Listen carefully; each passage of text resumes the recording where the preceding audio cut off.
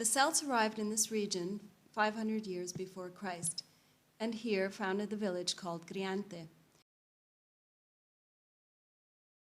After the Celts came the Romans, who occupied the strategic territory linking surrounding plains to mountains and alpine passages. From here, the Romans had control over vessels sailing on the lake, transporting food and goods.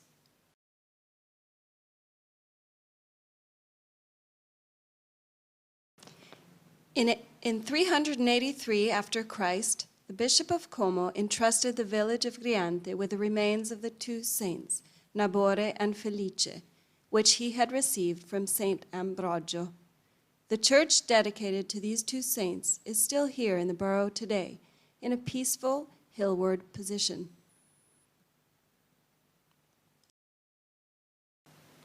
Our walk begins here, and in less than an hour, one reaches the sanctuary of Saint Martino's Madonna, having left from the village of Griante.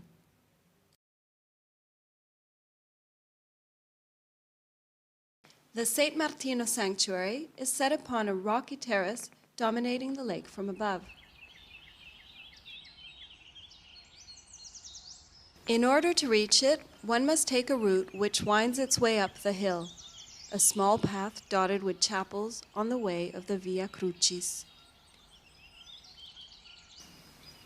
At every curve, one could admire Bellagio from further up above, and the wood's shadows become ever darker.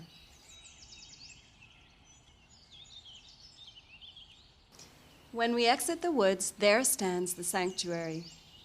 The story of this church brings us back many centuries, confusing history with legend.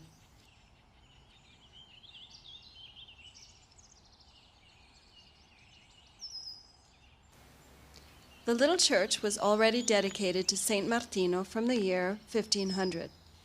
It is believed that at the beginning of the 1600s, when religious wars were shedding blood across Europe, the wooden statue of the Madonna was found in a cave close by in the surrounding woods. The inhabitants of Griante thus brought the statue to the nearby parish dedicated to Nabore and Felice. A few nights later, though, the statue apparently disappeared from the church and was found again right here on the edge of the rock of San Martino.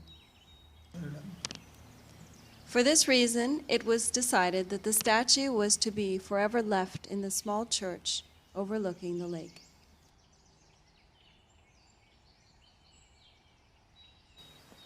This is one of the most beautiful spots on the central part of the lake. From above, one could admire Bellagio and the other part of the lake branching off towards Lecco, whilst further below, the Como branch of the lake begins. In autumn, the first snowfalls paint the Grigna and Corni di Canso mountains white, changing the scenery. The pure white cover gives these mountain tops a particular charm and beauty.